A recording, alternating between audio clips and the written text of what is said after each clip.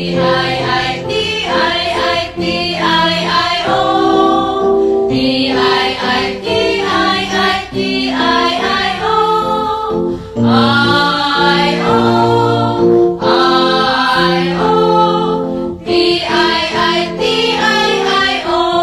I-O T-I-I-T-I-I-T-I-I-O T-I-I-T-I-I-T-I-I-O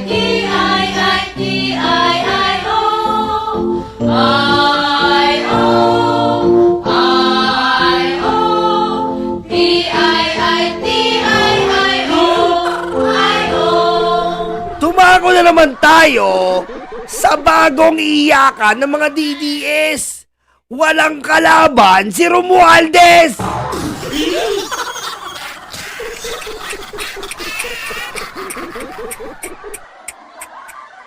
Napakasamang balita po to sa mga lugang naglulupa-lupa.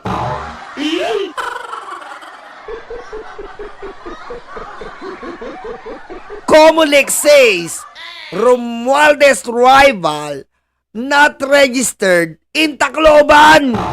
Napakalupit po nito. Paano na naman to? Paano na naman to? Si Romualdez na naman po ang Speaker of the House. Nga na naman ang mga DDS. Mabubuhay na naman sa pagpighati at puot ang mga DD shit.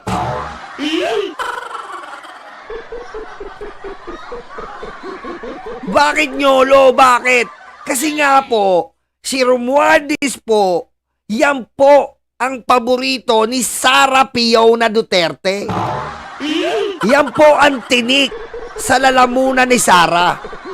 Gustong pabagsakin niya ng pamilya Duterte. Dahil nga po, ang Congress po ngayon ay full support sa ating Pangulo. Hindi po nila magagawa ang nais na pagpapabagsak sa gobyerno kung nandyan si Romualdez. At si Romualdez rin po ang nagkontrol sa budget ni Sara Duterte.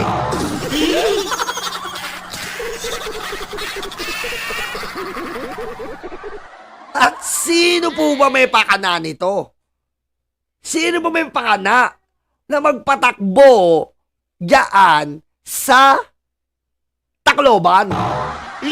Papakita ko muna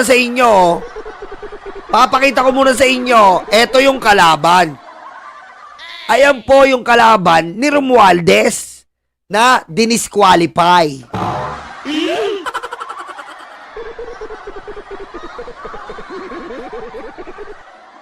Ayan po. Sabi ng Comelec, hindi ka karapat-dapat diyan sa Tacloban. Dahil hindi naman pala tiga dyan yan. Basahin muna natin. Comelec Chairman George Garcia said the supposed rival of House Speaker Romualdez for the post of Leyte 1st District Representative is unregistered voter of Tacloban.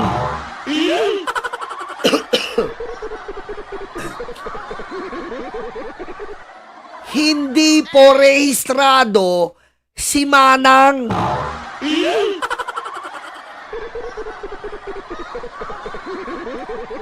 Hence, the name of Romilda Bacale is not included in the ballot for the congressional race in the said district. So, automatiko, panalo na si Romualdez, natutulog na lang sa eleksyon.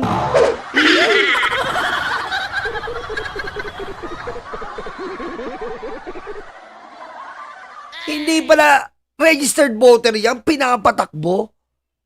Bakit Nyolo? Bakit ganon? Merong demonyo sa likod.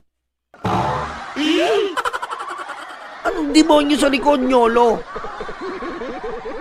May nagpapatakbo sa kanya para kalabanin si Romualdez. Isang demonyo.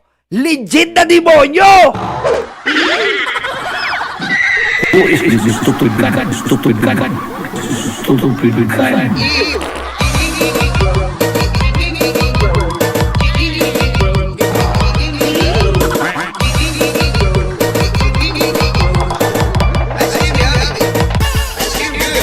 Hindi po siya naliligo. Bobo ka! Ayan po yung demonyong sinasabi ko!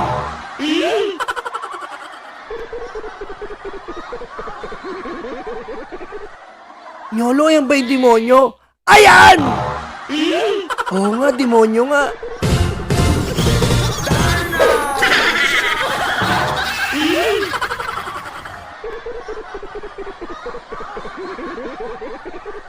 Kitang-kita nyo. Pati ang pagpaplanong pagpapabagsak kay Romualdez, plano po ng Davao Model.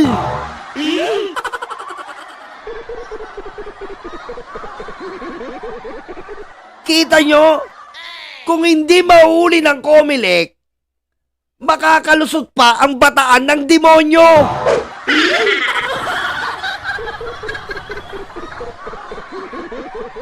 Pinlano nila na patakbuhin ito para tapatan si Romualdez. Siguro gagawin nila, dudugain nila ng dudugain, dyan nila ibubuhos yung confidential fund.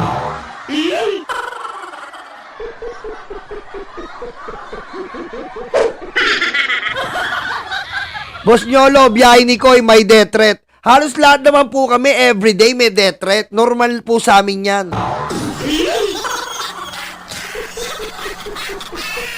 Everyday po may death threat kami. Normal po sa amin yan.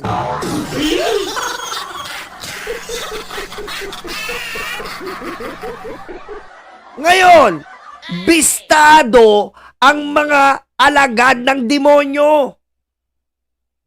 Kinalkal ng Comelec ang background ni Manang.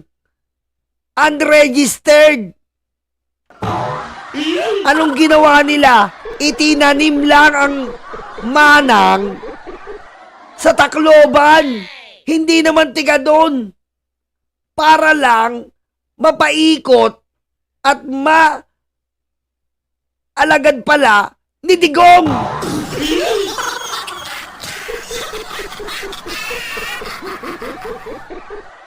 Kita nyo? Gano'ng katama? Ganong kadumi to. Ganong kadumi po ang mga Duterte. Akala nila, tanga pa rin yung mga tao.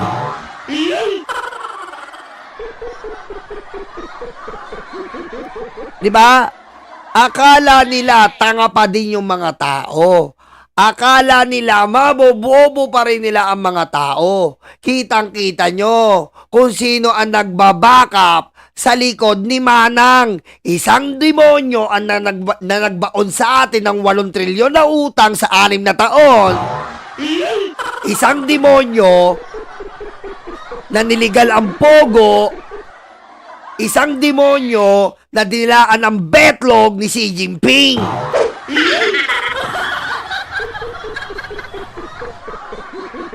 Ngayon mga DDS na luga, anong masasabi nyo dito?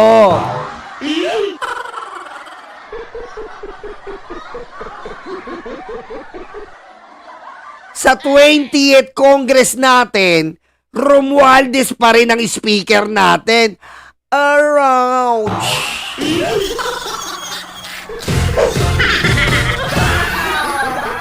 Diba ang sakit? Parang kang tinira sa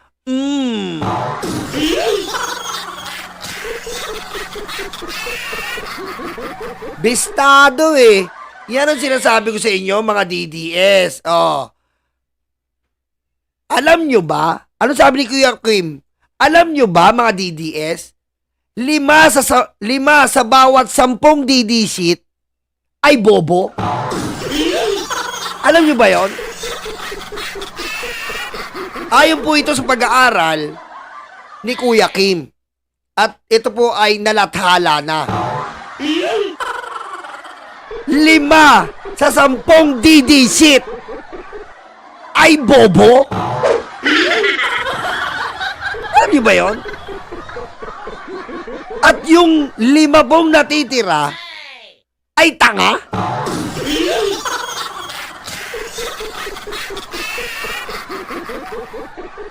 Alam niyo ba yun, mga DDC? Ayan o, fact check. Ayon po yan sa pag-aaral na sinagawa sa mga survey.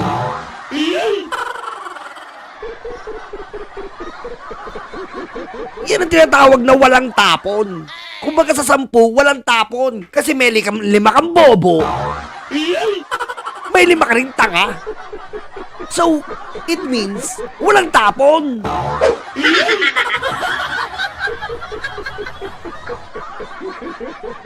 Siyempre kayo, i-deny nyo yan. Kasi hindi naman tayo pwede magsalita ng sarili nating ugali. Yung tao, ang dapat nagsasalita yung ibang tao. At sabi ng ibang tao, sa nakakasalamuhan nilang 10 didisit, 5 ang bobo.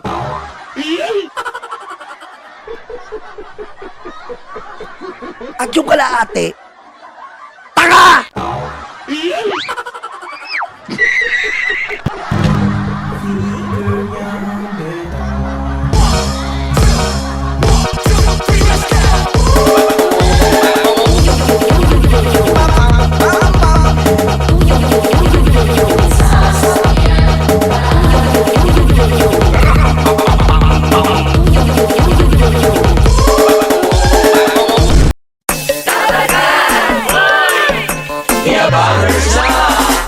Handa na ba kayo mga Dabarkads? Eto na sila, The Bangers, sa pangunguna ni Tamski. Kamusta mga kababayan ko? Dapat lang malaman nyo, andito si Tamski, ang abang lingkod nyo na magbibigay at maghatid ng mga balitang solido at talagang para sa Pilipino. Hindi rin magpapahuli si Nyolo. Kamusta mga karayuma, Nyolo Bontit at your service. At siyempre, ang muse ng grupo, si Tita Missy. What's up mga libag? Naghilod na ba kayo? Ako nga pala ang inyong Tita Missy, ang impaktang reyna ng mga libag. Mawawala pa naman sa eksena ang VMB family. Kaya mga kalibag, tutok na. The Bangers.